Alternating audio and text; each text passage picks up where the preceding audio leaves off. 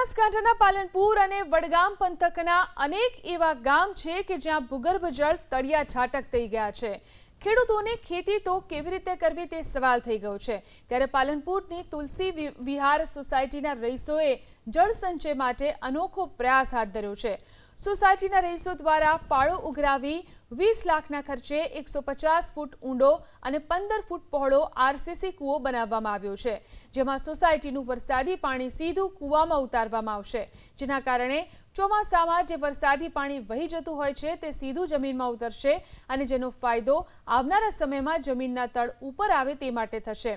ત્યારે રહીશોની પહેલ જળ સંચય માટેની એક નવી પહેલ માનવામાં આવી રહી છે।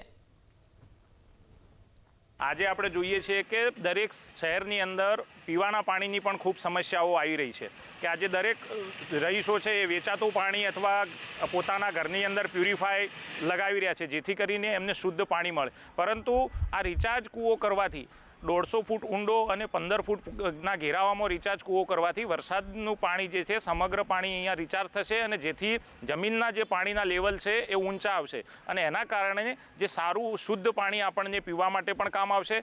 આશરે 20 થી 25 લાખ ફાળો કરી પોતાના ખર્ચે રોડ ઊંચો કર્યો અને સોસાયટીનું પાણી સોસાયટીમાં જ રહે એ માટે ભૂગર્ભ જળ અંદર સોર્સ કૂવો બનાવેલ છે મોટો।